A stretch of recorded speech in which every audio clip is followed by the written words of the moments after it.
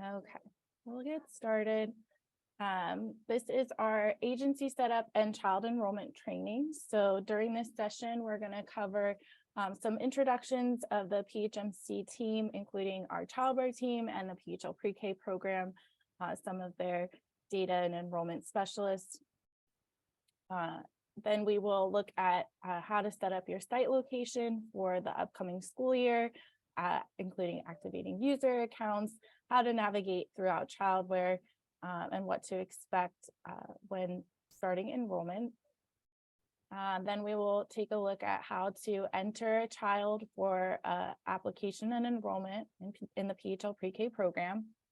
And then we will cover how to input documentation for the child for compliance monitoring purposes. So as you join us, you can introduce yourself in the chat and include the site location that you're representing today. All right, so on the line today, we have the ChildWare team and the PHLpreK team. For ChildWare, I guess some background information is that we are the data management provider for the PHLpreK program. So we are a separate program and just so happen to be under the same company, PHMC, and work very closely with each other, but are independent of each other.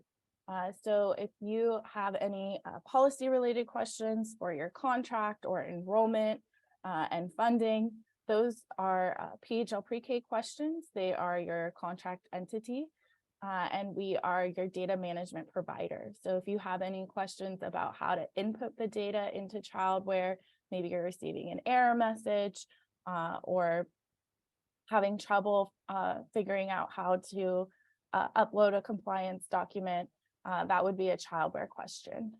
So just a little background on how to communicate with these two teams.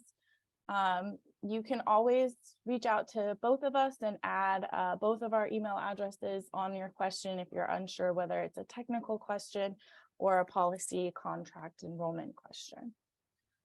So for us on the ChildWare team, we have Heather Greenfield, our program manager. She is on the line today, and you maybe, if you have questions in the chat, we'll be responding there as well.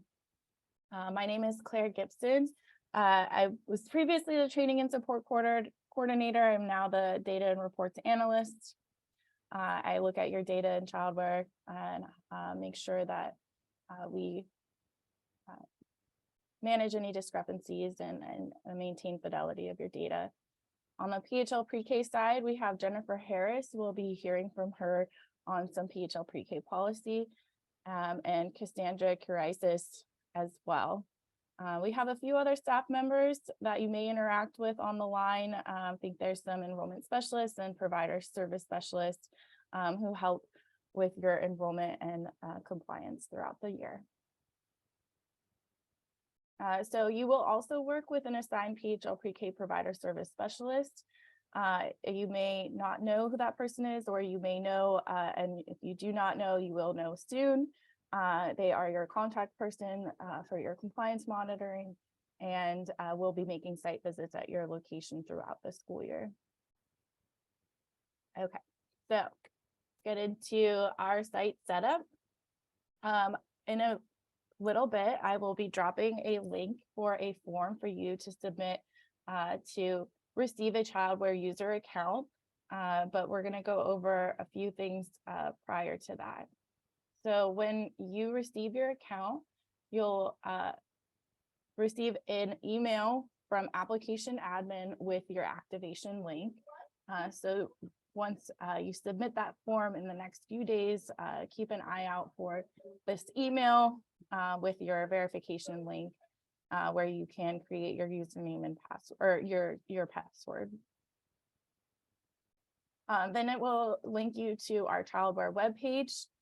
We do host another public software system that is under the same name. So please be sure that you are using the correct login screen at childware.phmc.org. Once you activate your user account, you can just simply save this address into your Google Chrome browser and easily access the web page. We do recommend that you use Google Chrome. This is what our web developers have tested our system on, and you may receive errors using other browsers. Some information about your accounts for security purposes. Each staff member that should have their own ChildWare account that for various purposes. So if you have different staff members with different responsibilities, maybe some just are submitting attendance or some are just doing enrollment, they should have their own individual accounts. Please do not share your passwords or have a main account that is shared between multiple staff members. We recommend you always log out of ChildWare, not actively using it, especially if your site is using a shared computer. Once you log into the system, you'll find that we have some navigating features here. On the right-hand side of the screen, we have our own back button, and this is to navigate throughout the pages in the system. So if you use the browser back button, that will take you out of the web page into the last page that you are on, usually, which is the Google homepage. So sometimes you may need to become familiar with that using this right-hand back button.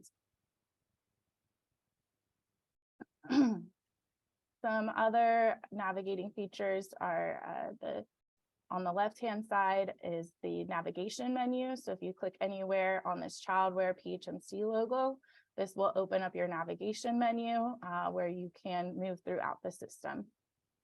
Different site level users, or I'm sorry, permission level users will have different items in their navigation menu. The main difference is an agency level user will have an agency module, whereas the site level user will not be able to view this agency level information. Some other icons that you will see throughout the system are this announcement bell. This can be used from the PHLpreK team for program deadline announcements, or us, the ChildWare team, for any maintenance or emergency closures of the system. It's not very often that we do send messages here, so please be aware when there are messages here. It's usually that we're trying to get your attention about that. So we also have this bug report icon.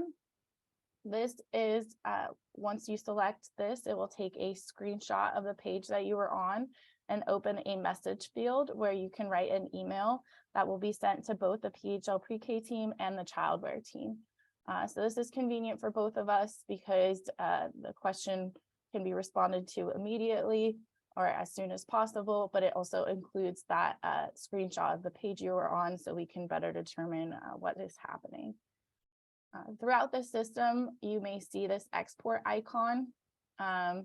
This means that you can pull a report and download in either PDF or Excel format. This can help you maintain your own records and manipulate the data however you need to. A new feature this year is actually another icon, this context support or page details. You will see a question mark that lives permanently in this top right-hand icon corner. If you select this, a page details will populate with some additional information about the page that you are viewing. This is continuing to be built out with additional information. So you may find that some pages have a lot of information and other pages are still in progress. We should have those updated hopefully by the beginning of the school year, but it'll be fun to check in and see if that can answer any of your questions that you may have while navigating through the system. Some navigation menu items that we're going to cover today later in the training. We're going to use the home dashboard to see a snapshot of your enrollment and slot availability. We use this a lot to check your work to see if you were successful in enrolling a child, if a child's been approved. or discharged appropriately, this is a great place to see an overview of your child data.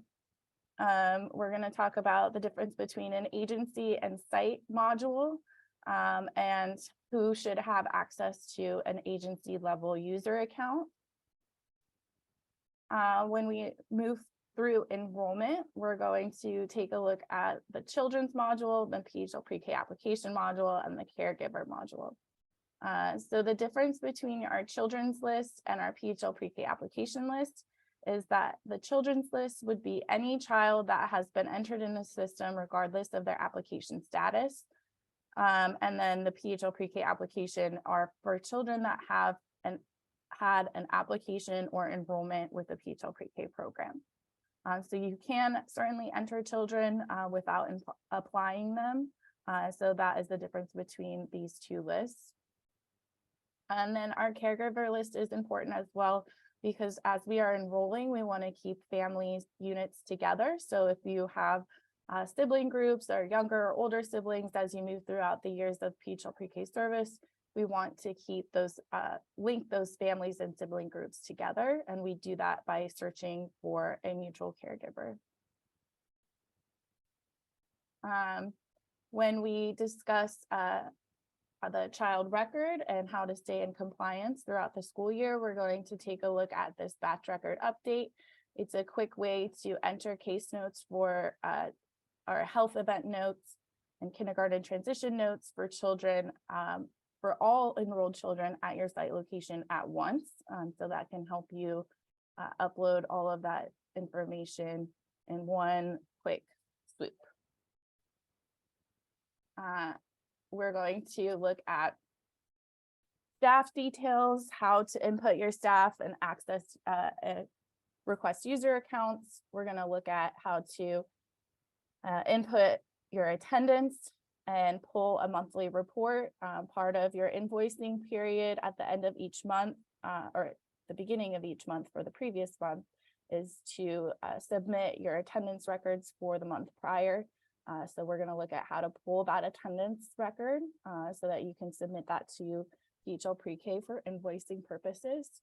And then the document center will help us check our work and to see a site level overview of all of the documents that you have submitted into the system. Okay, so I'm going to drop the link for the ChildWare user account request. So all of you are new users, are new providers, and you must submit this form for us to activate a ChildWare account. It does have a question about agency versus site level users. An agency user will see that agency module that may have tax or business level information about your legal entity in that module. So only staff members that would need access to that information would be an agency level user. And a second reason you would be an agency level user is if you are a multiple site agency and that staff person needs access to more than one site location within the agency.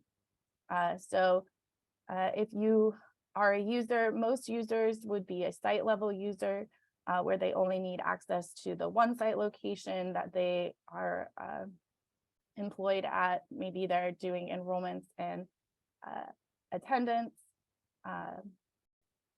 So an agency level user is often used for owners, directors, or administrators, which may be who we have on the line today.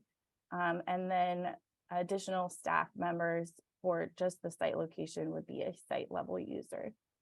So if you have any questions about that, you can drop it in the chat and we can have the ChildWare team or a PHLpreK team respond.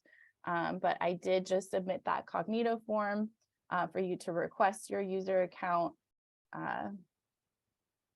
and input that information about whether you would be an agency or a site level user on the form. So as you are looking at that form, we'll see what information may be in the agency module. Once you select the agency from the navigation menu, you will see an agency list with only your agency listed here. You click anywhere in the row to view the agency profile. The agency profile will have a list of all site locations within that agency. So if you are a multiple site agency, you can view all of the sites within your legal entity. You can also see the funding allotment for the entire agency as a whole. And the funding allotment at the agency level will have a summation of all of the sites slot allotment. So for example, if you have 3 site locations, they all have different allocations. The agency level funding allotment will show all of those slot allocations combined as a final total for the agency. So in this example, these test sites have 3 site locations. One has 40 slots and the other 2 have 5 slots. So it shows for this FY21 column 50 total slots. So that's not 50 total for an individual site, that's 50 total for the agency. There is, like I said, a site tab where you can enter each individual site from the agency and see the site profiles within the agency.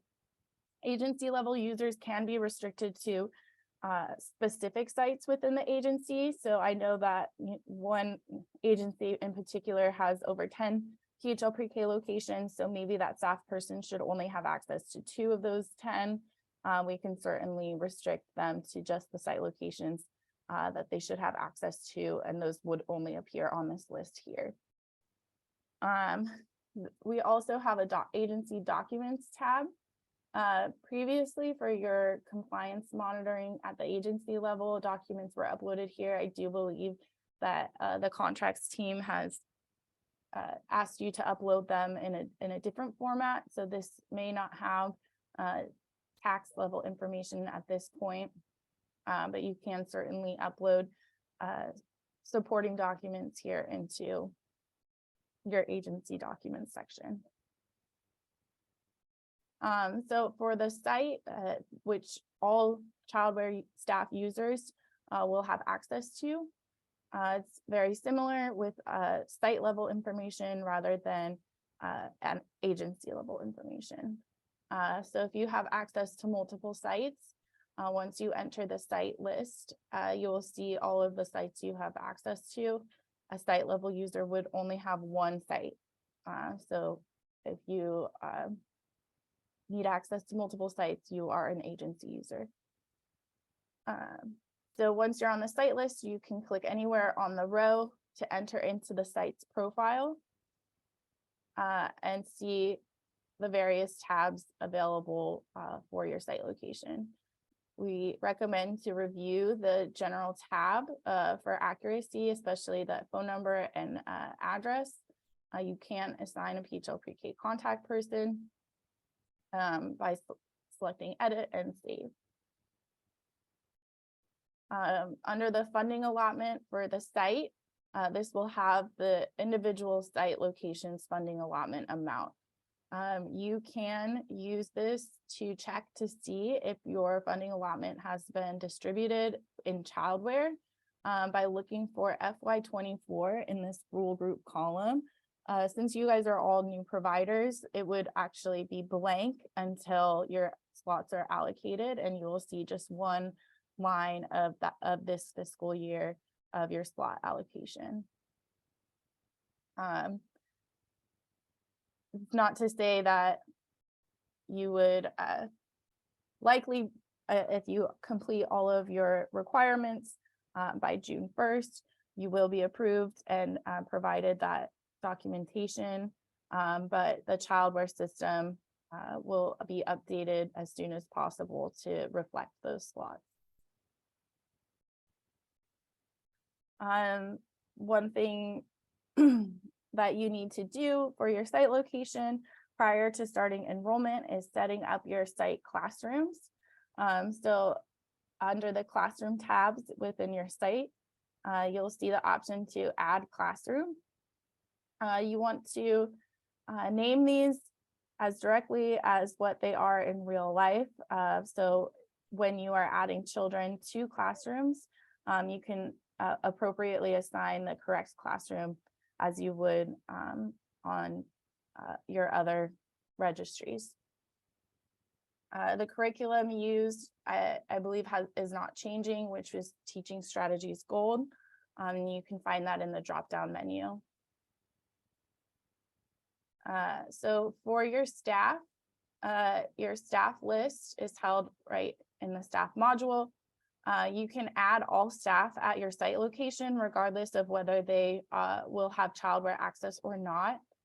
You will request user accounts for staff members that are relevant to using the system. So you can build your staff list by selecting Add Staff, and this will go into a wizard to generate a user or a staff profile for that staff member. So enter all of their information. If you are requesting a user account for this staff member, it's important that this email address is accurate because that activation link will be sent to this email address. So to save time, make sure that all of this information is input correctly.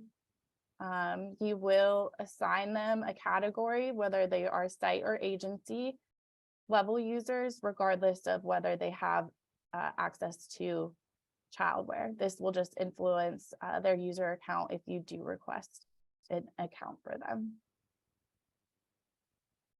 And a help desk ticket is required to edit that information. So if you decide that maybe they are promoted and now need agency level access, you can submit a ticket to us at ChildWare to update that information.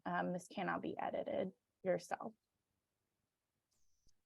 So just again, agency level users can see all sites or restricted sites within an agency, and a site level user has access to just one site.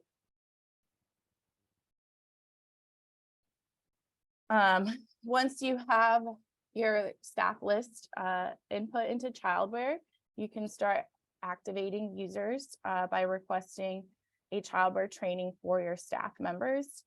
You can see that a staff member has an active ChildWare user account because they will have a username listed in this username column here. You can also check their category and status in these columns here, whether they should be an agency or site level user, and if they are active. If you have an employee that is no longer with your agency, you do want to make sure that you go into ChildWare and deactivate that staff member. So again, prior to submitting for a ChildWare user account for your staff, you want to make sure that you check all of their information that you've input into their staff account. Everything is accurate and up to date.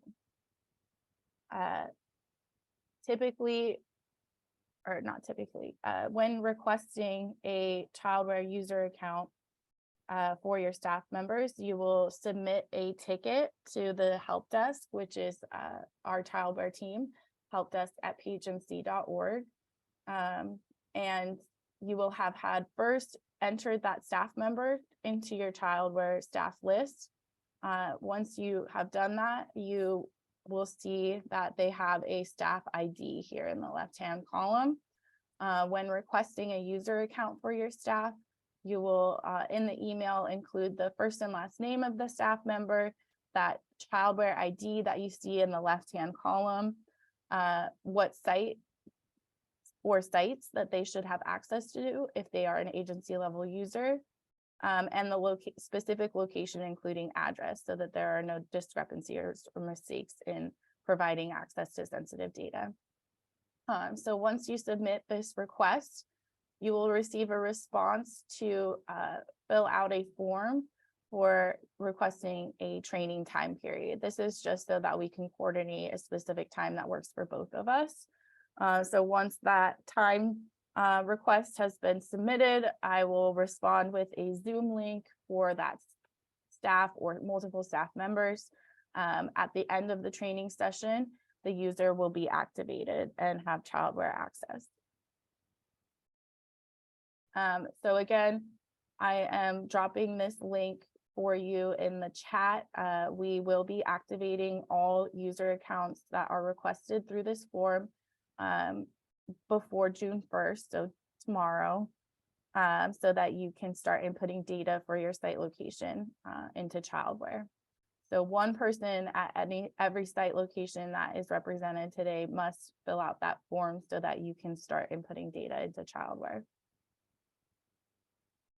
So if you have, like I said, any staff members that are discharged from your employment, you want to make sure that you're discharging and deactivating their accounts in ChildWare so that your data remains secure. And you do that by entering the staff member's profile. You can click anywhere on their column or on their row to enter their profile. You'll find in the employment tab the option to discharge the employee.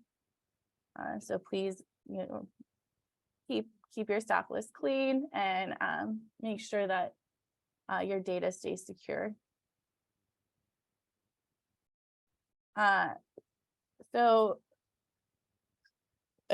For your staff members, once a staff member has access to ChildWare, they are eligible to receive the PHLpreK enrollment alert.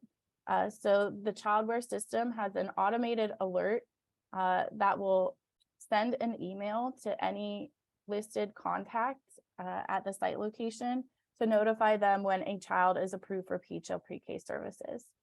So the process would be that you submit an application for enrollment, and the PHLpreK team has 2 business days to respond to either approve or deny that enrollment. Once the child is approved, the ChildWare system will send an automated alert to your designated contacts. So once you have your staff list set up, you also want to make sure that you check out who your designated contact is and assign them appropriately. It can be more than one staff member, but all of those staff members that receive the enrollment alert must have a ChildWare user account, which means that they can log into ChildWare. They are not just listed on your staff list. They have access to ChildWare themselves. And again, you want to request ChildWare user access for additional staff members. Once you have all of your staff members with ChildWare accounts, you can designate them as the enrollment alert contact by going to your site. Once you're in your site profile, you'll see a site contacts tab.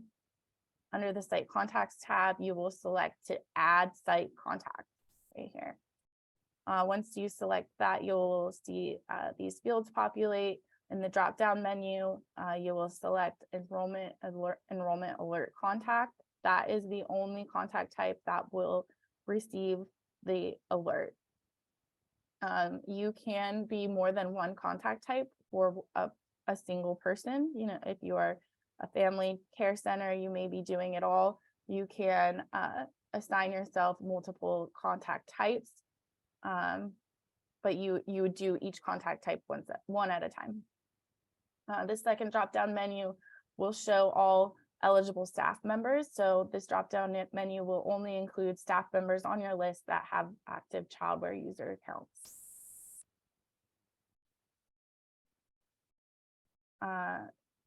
Another item that you want to do to set your site up prior to enrollment is to input your site closure dates. I know that there is a document that was a contract deliverable for your program calendar year. So you want to use that document to input those predicted site closures like holidays and breaks into the ChildWare system. This is important because it affects attendance. It will block off those attendance days on a child's record so you can accurately record the number of days that you were in service throughout the school year. So there's 2 ways to get to this on your site calendar, or I'm sorry, in your account to the site calendar management. The first is you can find it under maintenance and then site calendar management. The other location is in your site profile itself. There is this quick access button here to your site calendar. So once you enter your site calendar management, you will see these fields where you can input the closure dates, the type of closure. The two options are scheduled or emergency. So as you are filling this out at the beginning of the year, you'll be inputting all scheduled dates and a small description, whether it's a holiday or break as well. Then as you input each closure, you'll see them appear here in the bottom in your history. You can edit them throughout the year if anything changes. So it does benefit you to save time and just input them now. And then if anything changes, you can always edit them.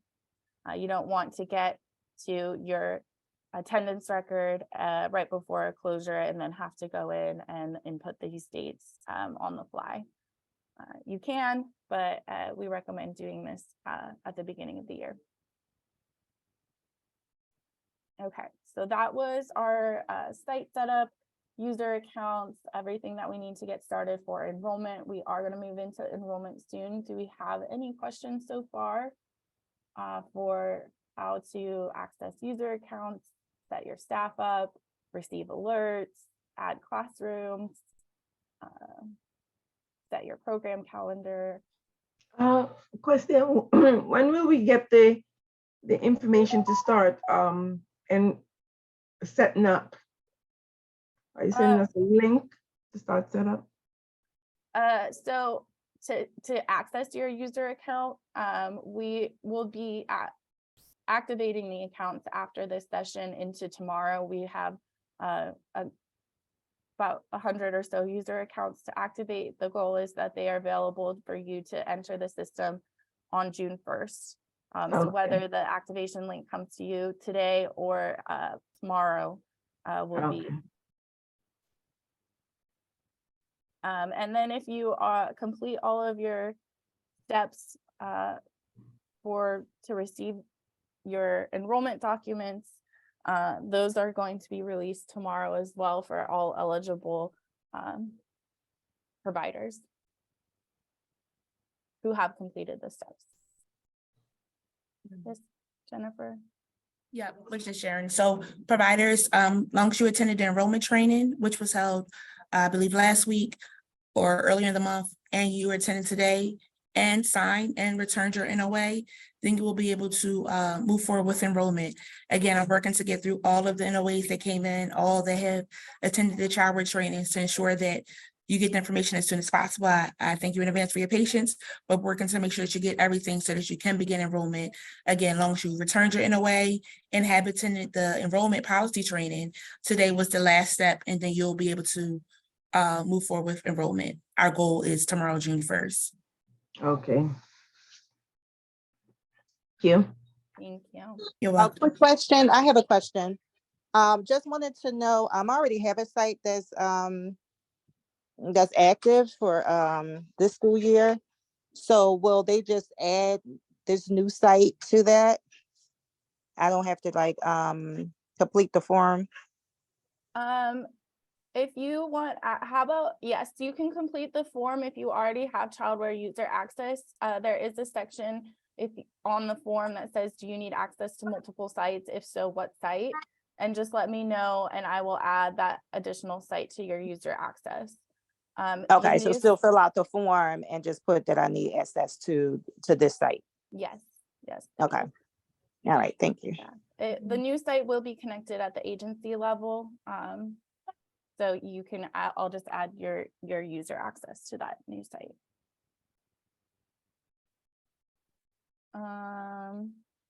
Cynthia, are you referring to this new provider training? If so, I'll put the link in. If you have anybody else that needs to attend this new provider introduction to ChildWare and setup training, the next one is scheduled for June 6th. Okay, so yes, so I'm adding the link now. I think I have a session on Friday too. I have June 2nd.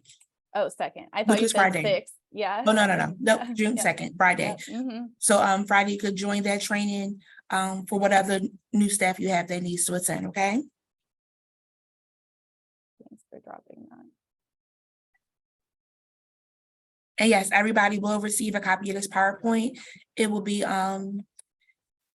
with the enrollment training documents that you get. We are working to get the recording uploaded as well so that you can have a copy of the recording to view as well. But in the first initial email that you will get, you'll get a copy of the presentation as well as other documents to help you with enrollment. So we'll move forward and you can, we will be pausing after the enrollment section for more questions. But if you have questions in the meantime, please drop them in the chat and we can have those answered. Okay, so enrollment. For enrollment, I like to think of it as a 3-step process. We're going to take a look at adding, applying, and enrolling a child, and then the discharge process. Before we do that in the ChildWare system, we're going to hear from PHLpreK about their enrollment policy, just so that we review the steps that are required prior to enrollment. Is that you have your classroom set up, you've been allocated your PHLpreK slots, and you have a current school year PHLpreK application completed by the families. All of that information from that paper application is required to be input into ChildWare for enrollment. So we're going to hear from Jennifer about the PHLpreK enrollment policies. So sorry, multitasking. Enrolling children in PHLpreK requirements. Enroll children in the PHLpreK program per the requirements and procedures outlined by the intermediary in the FY24 PHLpreK enrollment policy, including but not limited to receiving approval from intermediary for said enrollments, do not require any paperwork or fees in addition to the enrollment documents outlined in the FY24 enrollment process that may delay enrollment. Contracted PHLpreK provider locations are responsible for collecting completed enrollment documentation from families, verifying age and residency eligibility prior to entering the applications into ChildWare. The FY24 requirements will be outlined in the provider contracts once available and in the enrollment, discharging, and waitlist protocol, which we will receive once you have completed all requirements. It'll be in their email as well, what the protocol looks like written out. Again, a presentation and a video to help you through the enrollment process. Thank you so much, Jennifer. So when we are adding a new family to the ChildWare system, we recommend to start in the caregiver module. When you are in caregiver, you will see an option to add family. You can also search caregivers to see if you have any previously entered families. Like one of our providers had mentioned, they are adding a new site location to an agency. So you may actually see historical data of families that have been input into your agency in the past. You can use this search bar or to identify a caregiver and add a child to that family. But for most of us, we are new providers, new site locations. You will not have any history in here. So you will be using this add family button to start creating a family profile. Once you select add family, it will immediately start asking you questions from the PHLpreK application. If the family income is not listed, you will select this box here that will gray out these options and allow you to move forward. The first person that you are adding is the primary caregiver listed on the application, and that primary caregiver lives at the current address of the child. So you'll input the first and last name of the caregiver. You may or may not have this additional information. That is okay. And you will move forward to enter the caregiver's address. This caregiver's address is used for confirming a child's eligibility for the PHLpreK program. There is an eligibility check in the system and will not allow you to move forward with entering an application for a child if this address is not a Philadelphia County address. So be careful when you are submitting the city, the zip code, and the county. If any of those are incorrect, it may flag them as being ineligible and delay the application process for the child. You will move forward to the inputting the child's information. The same thing applies to the child's birth date. Please be mindful of inputting an accurate birth date for the child. If you accidentally input the wrong year, that will delay the enrollment of the child. You cannot edit this information yourself. This would be a help desk ticket, as these are sensitive data points for eligibility for the funding source. We want to ensure accuracy when inputting those the birth date and the address when creating a family. If there's a custody agreement for the child, you can select this box, and as you move forward in the next screen, it will ask you to input information about that agreement. Consent for screening is the acknowledgement form that is usually in your enrollment packet if required this year. If they have that submitted, you can check this box as you're adding the family. And then as you move forward, we require that you input all information that is submitted on the application. Our funding source is interested to know all of these details, primary and secondary languages. You can use this plus sign to add additional languages that may be listed on the application, and any child risk factors. In between this page, you will actually see an option that will ask you whether or not you want to continue adding additional caregivers or additional children. So when you reach that page, you can input twins or additional caregivers that are listed on the application, or younger or older sibling, and create the entire family record at one time. If you input to add another child, it will bring you back to this children information screen where you create additional child profiles. So in this example, after you are finished creating the family profiles, it will ask you to assign the relationship between the children and caregivers. So in this example, I had 2 children and 1 parent. Now,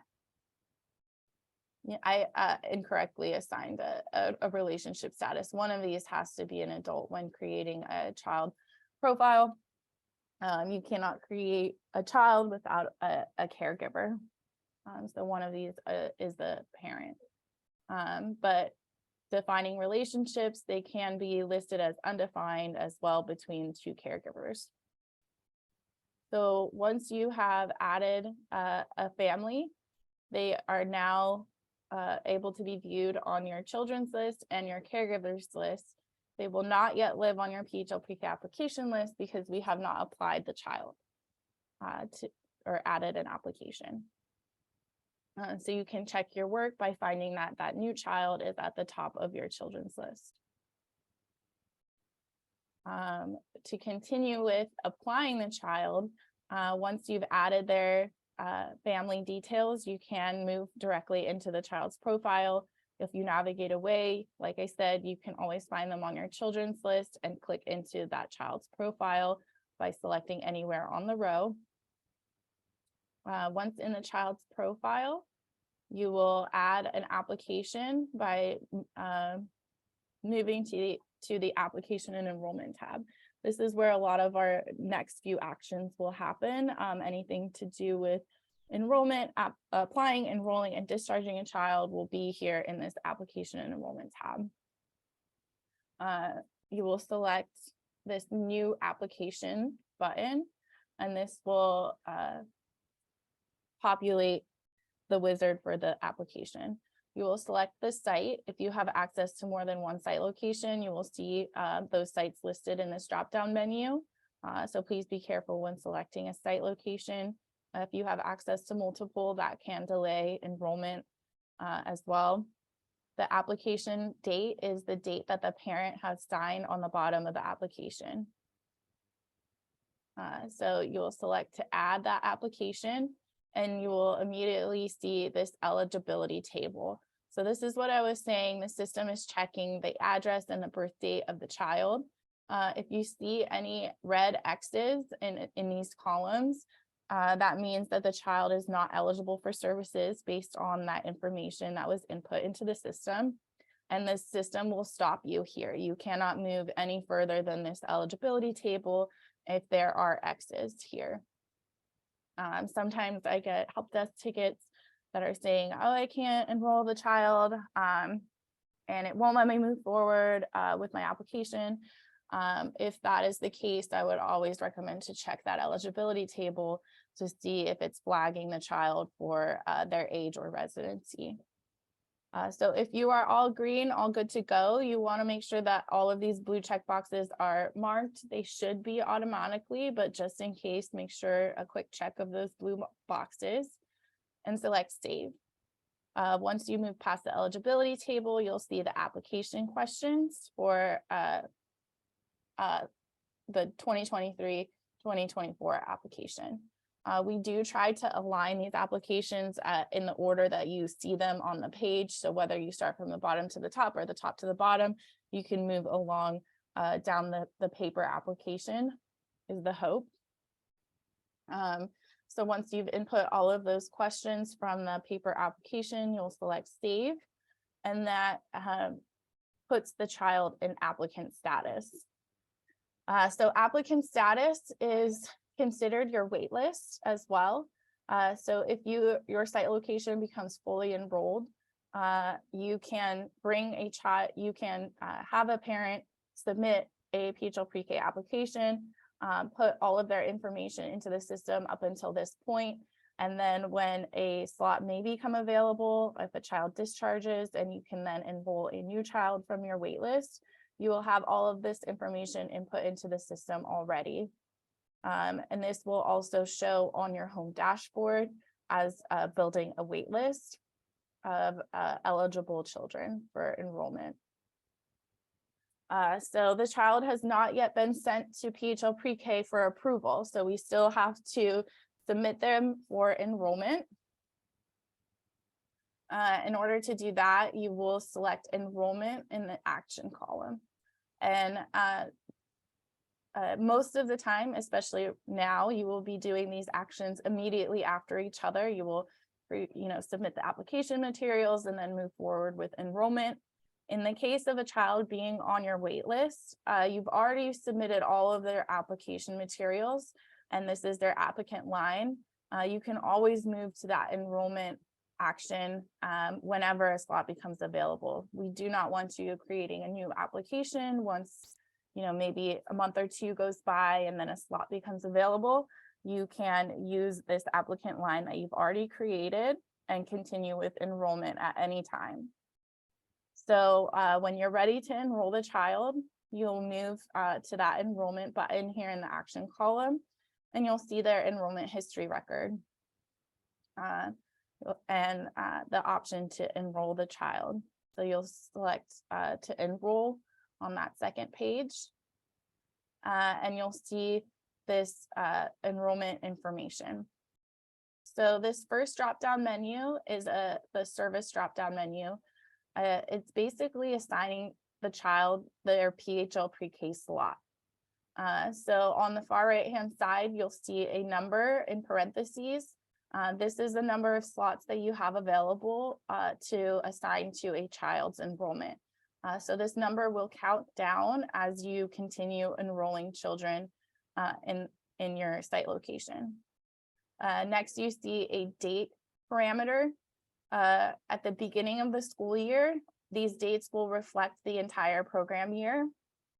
As you discharge and enroll children and re-enroll children, these dates will reflect the amount of time left on that slot.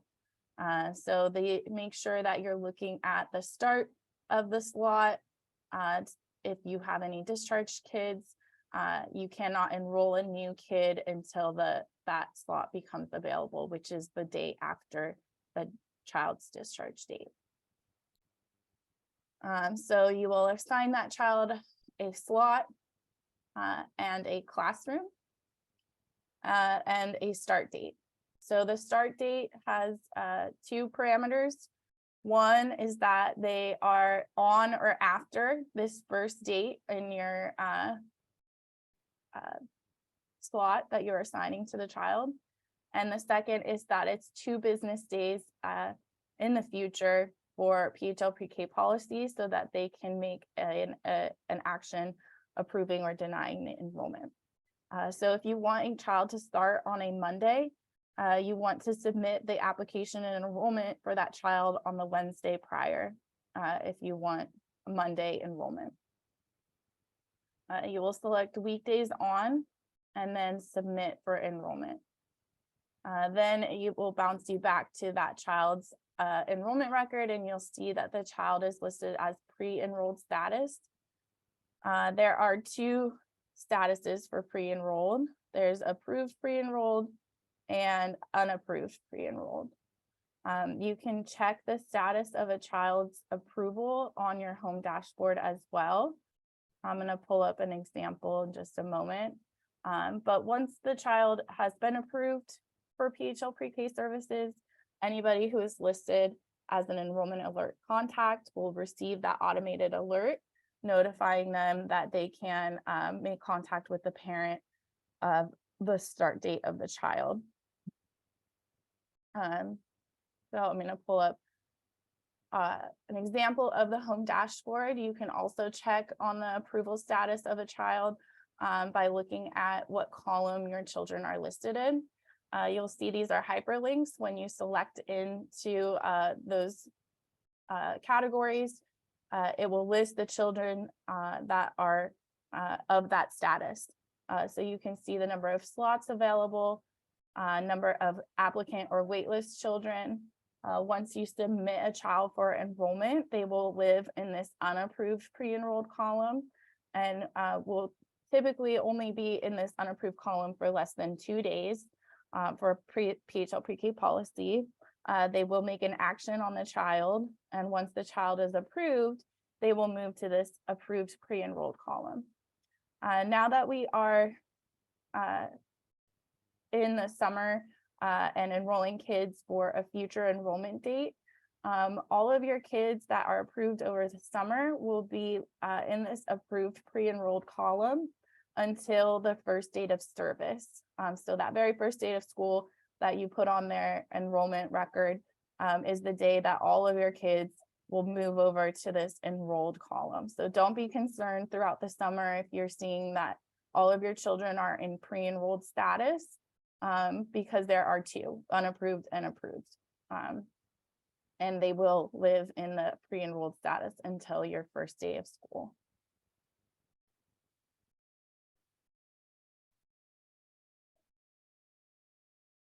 Okay, so we'll move forward with how to discharge children, and we're going to hear some discharge policy from PHLpreK from Jennifer as well.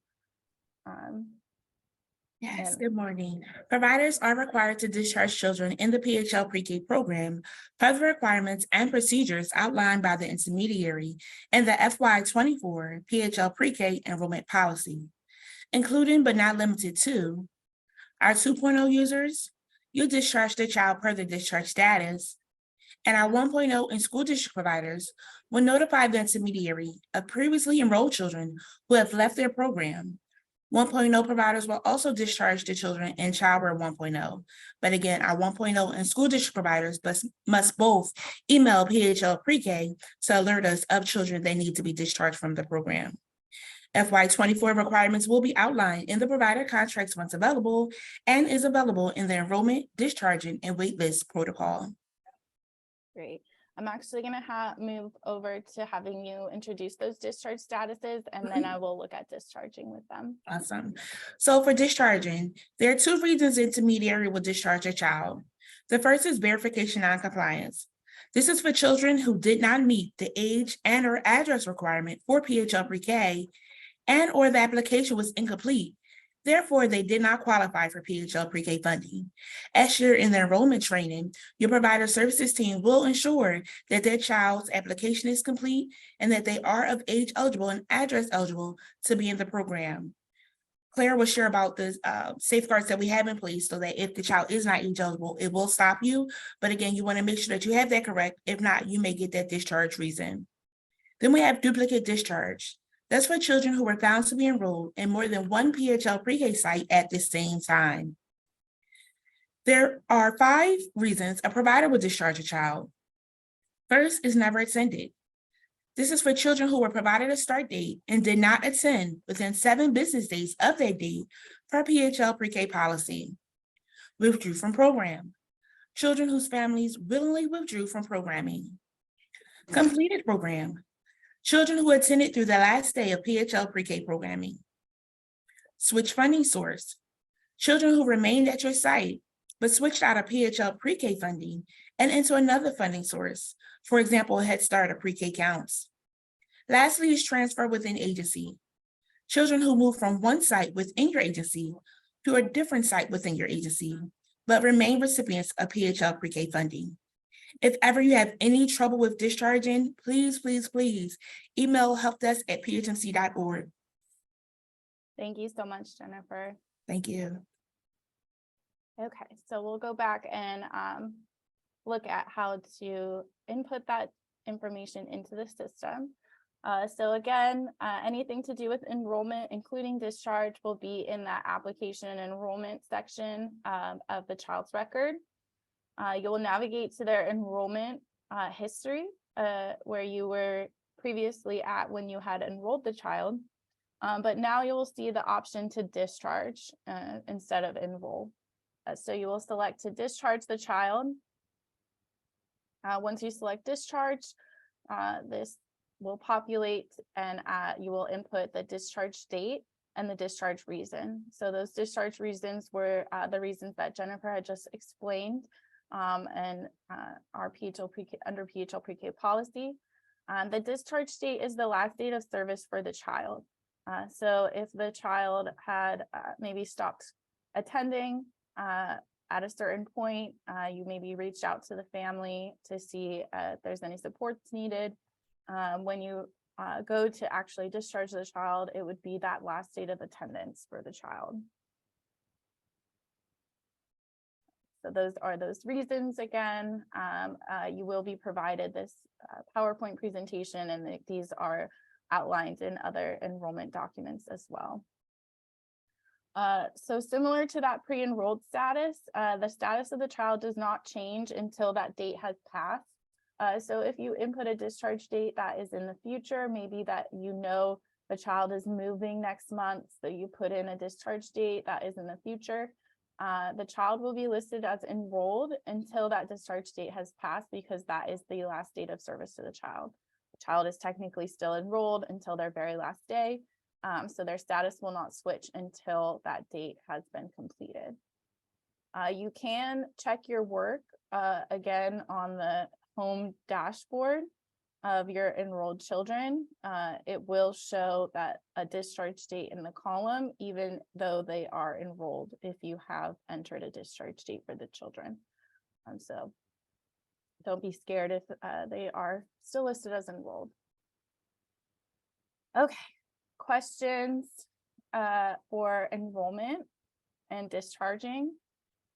I don't think I saw any come in the chat.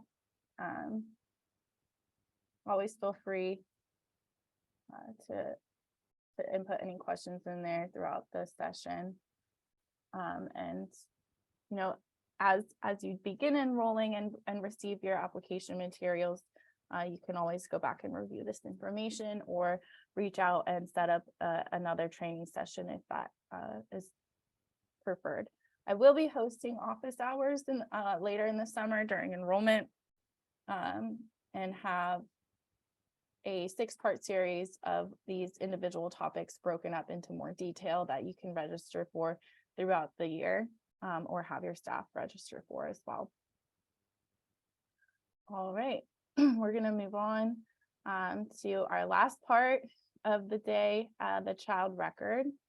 So we're gonna look at uploading documents for eligibility and compliance monitoring, how to input health events and notes for the child, how to input attendance and pull that monthly attendance report for invoicing purposes. So these are some of the required documents or recommended documents that are in ChildWare. And as you upload documents, you will be assigning the document a document type. This document type assignment is important for compliance monitoring so that we can move through the documentation easily. So it's important to assign each document the appropriate document type when uploading into the system. So to upload a document to a child's record, you will navigate to that child's record, similar to how we were in that application enrollment tab. Right next to that, we have a documents tab. So in the child's documents tab, you'll see an option to upload a document. Once you select that, you'll see these fields where you will have a drop-down menu to select the document type and add the file from your local computer.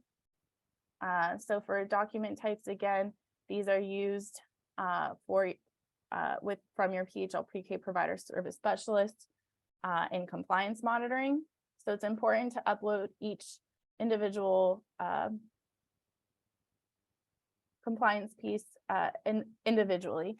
So if you're uploading your PHLpreK application, it's just the PHLpreK application. You're going to assign it the PHLpreK application document type, and the same for proof of age and proof of address. So you're going to upload them all separately. And you want to input that PHLpreK application, proof of age, and proof of residency as soon as you are enrolling that child. So your provider service specialist can start their compliance monitoring for eligibility. Some other documents that may be required of you throughout the school year could be a physical health assessment, CCW forms, developmental screenings, or kindergarten transition. Please keep up to date on PHLpreK's notifications. These may be required to be input in different systems, but these are just some examples of what has been asked to be put into ChildWare in the past. You will be notified as these compliance pieces come up throughout the school year, where you are expected to upload this information. But in ChildWare, I'm gonna just show you how to input those notes for your entire enrollment, enrollment at once.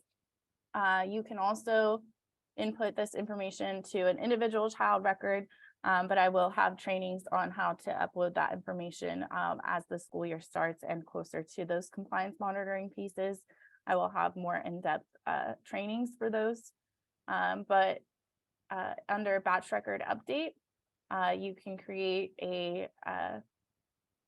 a table where you can input notes for different health events or kindergarten transition types all at once. So under batch record update, you'll have the option to select what type of health event or case note that you're inputting, and then select to generate a table and auto-populate your enrolled children. You can remove children from this list or add children that maybe were not part of this group of compliance, input all of the information from the event, and then update the child's records for all of your children at once. So that is a handy tool to become familiar with. And again, as these pieces become on our calendar, you'll see that there are going to be further trainings on documentation and notes. Okay, so last we have attendance. It's pretty straightforward. You will find this in the scheduling and attendance module. Once you are in the scheduling attendance module, you want to be in the attendance tab. You will find in the drop-down menu to select your site location. So if you have multiple sites, you can navigate through the various sites that you have access to, your classrooms as well. So the children's attendance records are organized by classroom. So if you have more than one PHLpreK classroom, you can navigate through those here, and then a date selector. My rule of thumb is to record attendance daily and save daily. And at the end of the week, you will review the information, input your Friday attendance, save, and then approve. So save daily and approve weekly. At the end of the month, whoever is in charge of this monthly invoice report will go through this date selector and review for accuracy on the attendance records. If there is any discrepancy that needs to be edited, you will have to unapprove that week, make the edit, save, and then approve. So you unlock it by unapproving, make your edit, save your edit, and then reapprove your edit. So that's only if you accidentally approve that week, you must unlock it and reapprove if you make any changes. So if you are in charge of that monthly invoice, you're going to go through this date selector, make sure that each week has been approved and is accurate, and then you can move forward with pulling that monthly attendance report to submit for invoicing. So in order to pull the report, you'll see this export icon in the attendance tab. Select attendance report and monthly. Then you will see a date selector. You will just select one day from the month that you are invoicing for, and then choose your classrooms. So you want to pull a report for all classrooms that you have children in, and select show. Once you select show, this PDF document will appear and you can download and save this for invoicing purposes. I do believe that they require you sign at the bottom, but please be in touch with your provider specialist on what would be required of when you submit this attendance report. But this is what they're looking for that invoicing period. That is actually all that we have for today. If you, again, run into any issues, once you do get ChildWare access, you can use this bug report icon. This will send an alert to both the PHLpreK and the ChildWare team, and a screenshot of the page you are on so that we can help identify an issue. You can contact ChildWare at helpdesk@phmc.org. It helps to include ChildWare in the subject or the body of the message. That will get the ticket assigned to us more quickly so we can respond as soon as possible. You can also always add help desk and PHLpreK if you're not sure who to ask, and we will be sure to get a response for you. I'm going to stay on the line for any questions. I'm going to drop that Cognito form one more time for user accounts activation. But you guys are free to go, and I will be recording your attendance for this session and sending it over to PHLpreK so we can get you guys moving on enrollment. So good luck, and thank you for serving the children and families of PHLpreK and for attending this training.